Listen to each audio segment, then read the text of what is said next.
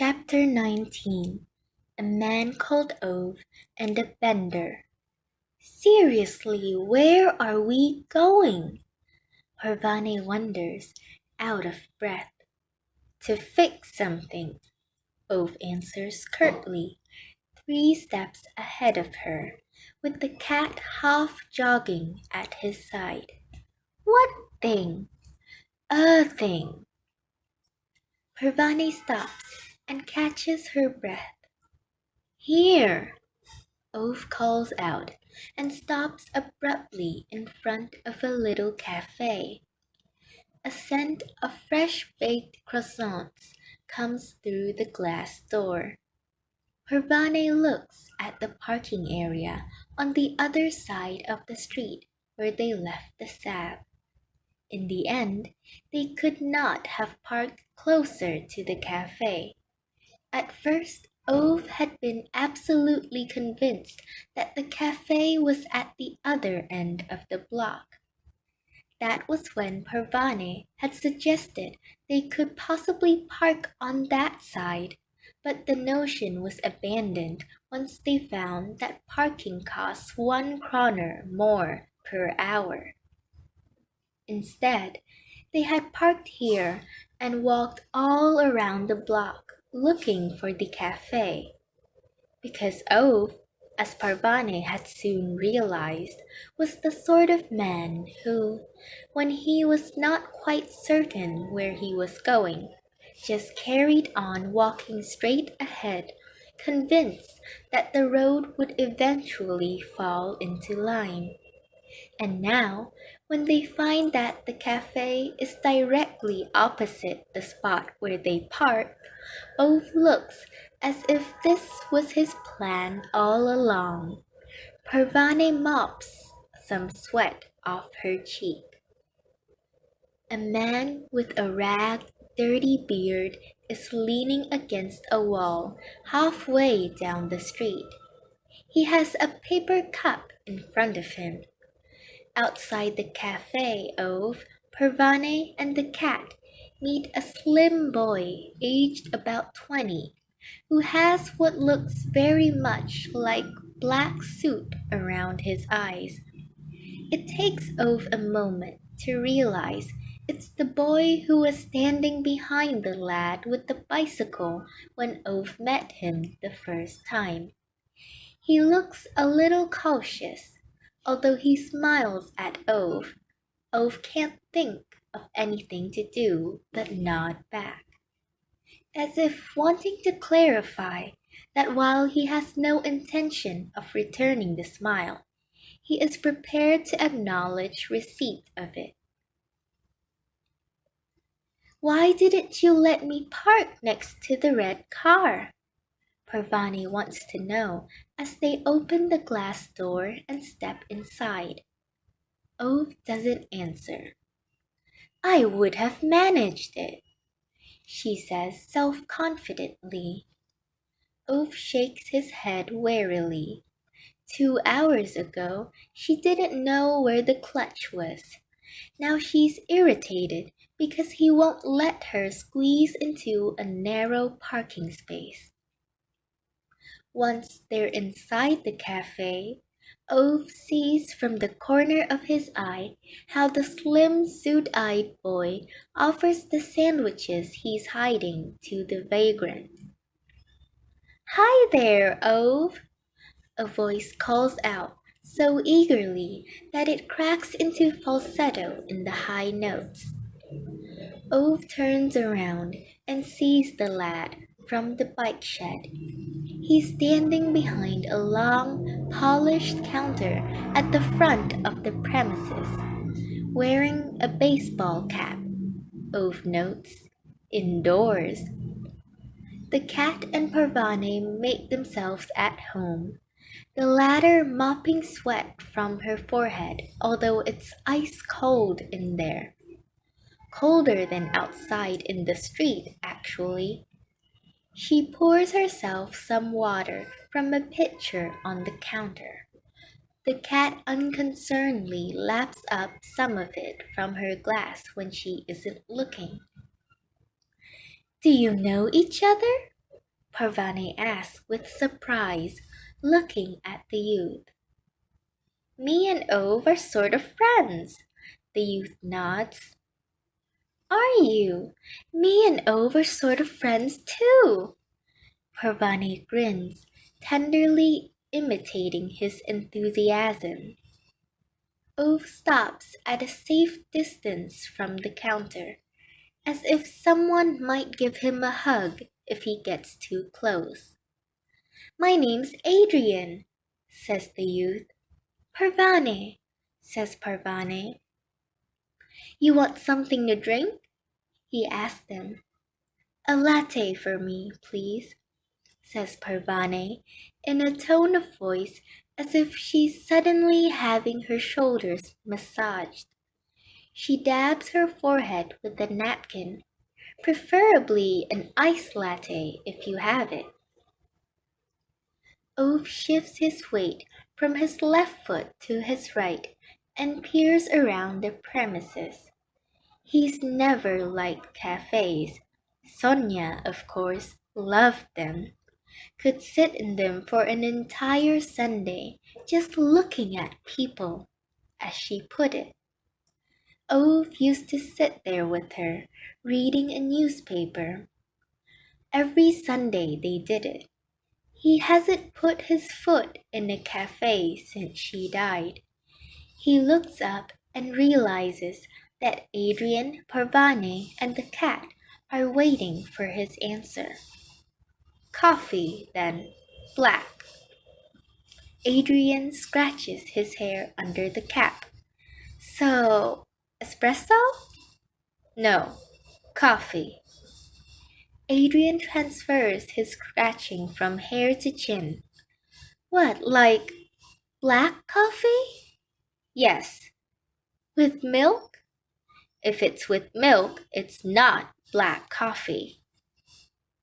Adrian moves a couple of sugar bowls on the counter, mainly to have something to do, so he doesn't look too silly. A bit late for that, thinks Ove. Normal filter coffee. Normal bloody filter coffee, Ove repeats. Adrian nods. Oh, that.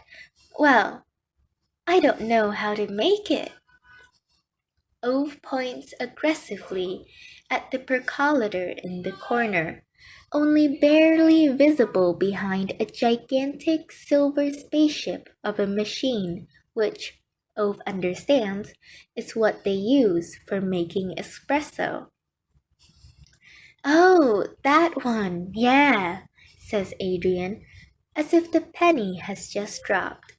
Ah, I don't really know how that thing works.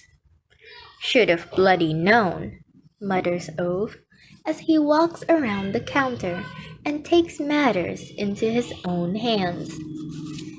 Can someone tell me what we're doing here? Calls Parvane.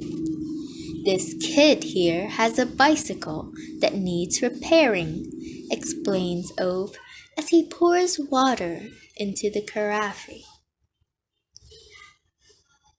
The bicycle hanging off the back of the car? You bought it here? Thanks, Ove. You don't have a car, do you? He replies, while rummaging around a cupboard for coffee filters.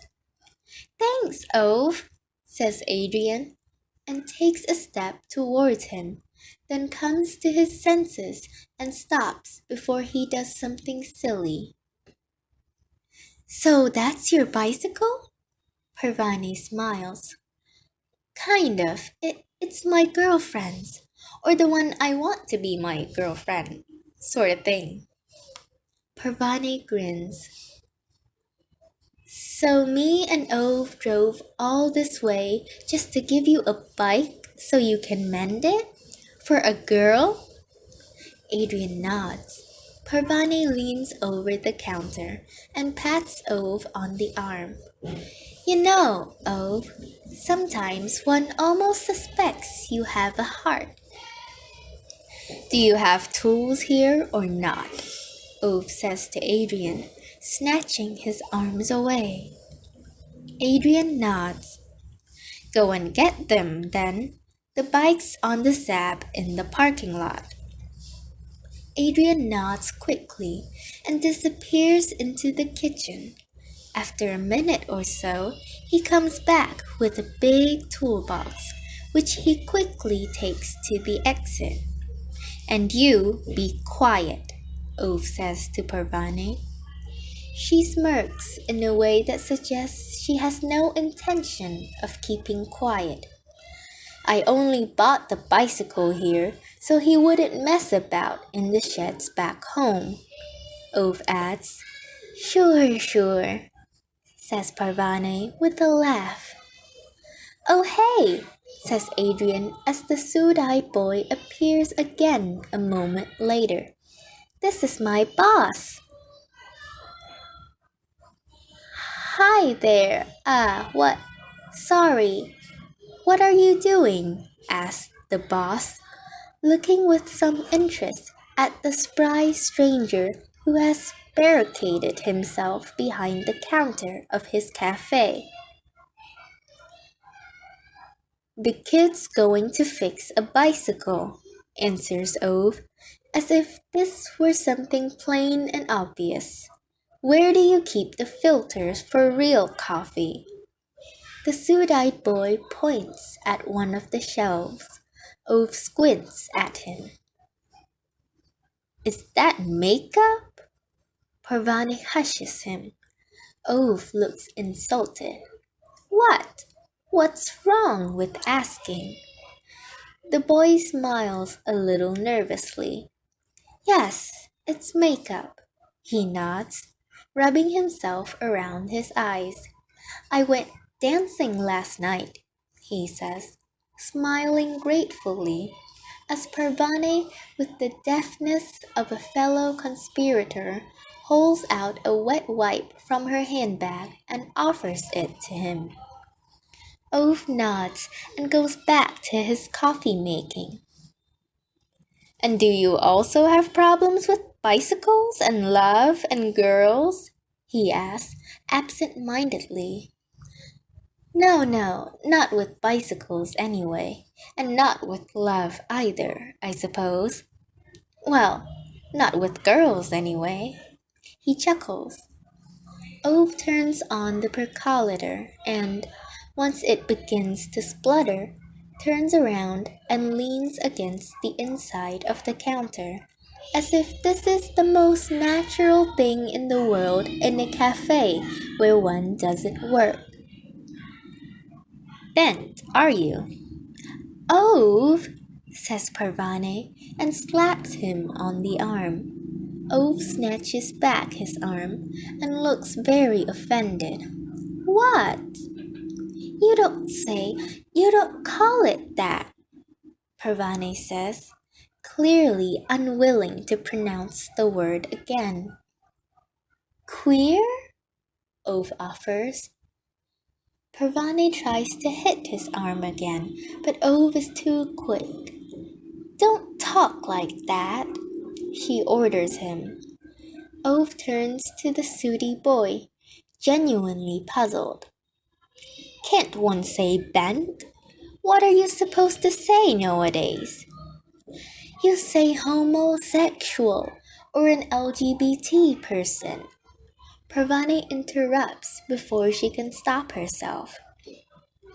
You can say what you want. It's cool. The boy smiles as he walks around the counter and puts on an apron. Right, good. Good to be clear. One of those gays, then, mumbles Ove. Parvane shakes her head apologetically. The boy just laughs. Well then, says Ove with a nod, and starts pouring himself a coffee while it's still going through. Then he takes the cup and without another word goes outside across the street to the parking area. The sooty boy doesn't comment on his taking the cup outside. It would seem a little unnecessary under the circumstances, when this man within 5 minutes of his arrival at the boys' cafe has already appointed himself as barista and interrogated him about his sexual preferences. Adrian is standing by the sap, looking as if he just got lost in the forest. Is it going well? Asked Ove rhetorically, taking a sip of coffee and looking at the bicycle, which Adrian hasn't even unhooked yet from the back of the car. Nah, sort of. Well, Adrian begins, compulsively scratching his chest. Ove observes him for half a minute or so, takes another mouthful of his coffee, nods irritably, like someone squeezing an avocado and finding it overly ripe. He forcefully presses his cup of coffee into the hands of the boy, and then steps forward to unhitch the bicycle, turns it upside down, and opens the toolbox the youth has brought from the cafe.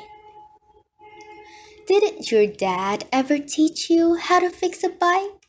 He says, without looking at Adrian, while he hunches over the punctured tire. My dad's in the slammer, Adrian replies, almost inaudibly, and scratches his shoulder, looking around as if he'd like to find a big black hole to sink into. Ove stops himself, looks up, and gives him an evaluating stare. The boy stares at the ground. Ove clears his throat. It's not so bloody difficult, he mutters at long last and gestures at Adrian to sit on the ground. It takes them 10 minutes to repair the puncture. Ove barks monosyllabic instructions. Adrian remains silent throughout. But he's attentive and dexterous, and in a certain sense does not make a complete fool of himself, Ove has to admit. Maybe he's not quite as fumbling with his hands as he is with words. They wipe off the dirt with a rag from the trunk of the sap, avoiding eye contact with each other. I hope the lady's worth it, says Ove and closes the trunk. Now it's Adrian's turn to look nonplussed. When they go back into the cafe, there's a short cube-shaped man in a stained shirt standing on a step ladder, tinkering with something that Ove suspects is a fan heater. The sooty boy stands below the step ladder with a selection of screwdrivers held aloft. He keeps mopping the remnants of makeup around his eyes, peering at the fat man on the ladder and looking a little on the nervous side, as if worried that he may be caught out. Parvane turns excitedly to Ove. This is Amel. He owns the cafe, she says in a suitably gushing manner. She points to the cubic man on the ladder. Amel doesn't turn around, but he emits a long sequence of hard consonants that, even though Ove does not understand them, he suspects to be various combinations of four-letter words and body parts. What's he saying? Asks Adrian. The sooty boy twists uncomfortably. Something about the fan heater being a bit of a fairy. He looks over at Adrian, then quickly turns his face down. What's that? Asks Ove, wandering over to him. He means it's worthless, like a homo, he says in such a low voice that only Ove catches his words. Pervane, on the other hand, is busy pointing at Amel with delight.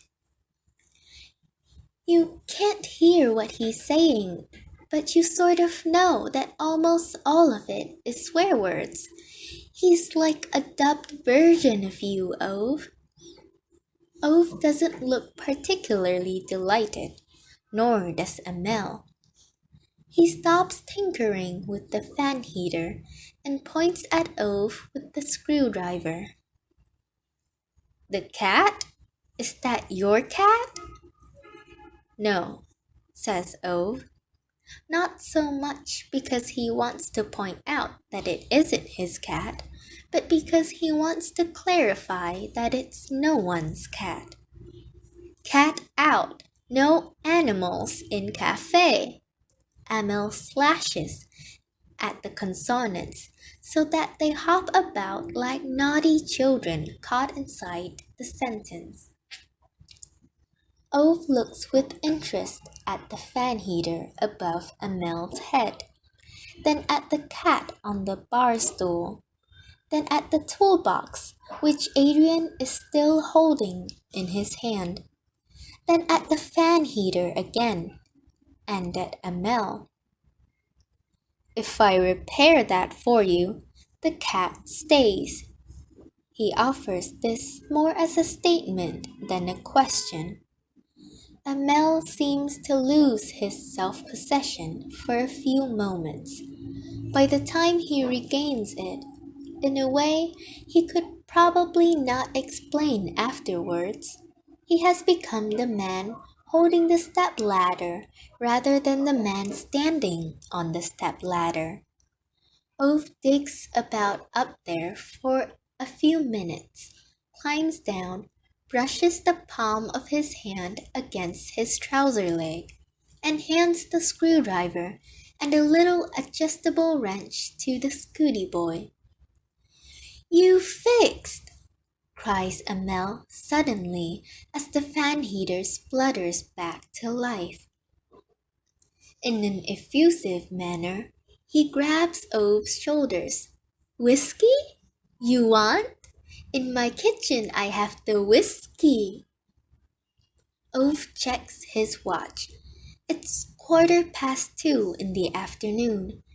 He shakes his head while looking a little uncomfortable, partly about the whiskey and partly because of Amel, who is still holding on to him. The sooty boy disappears through the kitchen door behind the counter, still frenetically rubbing his eyes. Adrian catches up with Ove and the cat on their way back to the Sab. Ove, mate, you won't say anything about Mirzad being... Who? My boss, says Adrian, the one with the makeup. The bent person? Says Ove. Adrian nods. I mean his dad. Amel. He doesn't know Mirzad is... Adrian fumbles for the right word. A bender? Ove adds. Adrian nods. Ove shrugs. Pervane comes wagging along behind them, out of breath. Where did you get to? Ove asks her.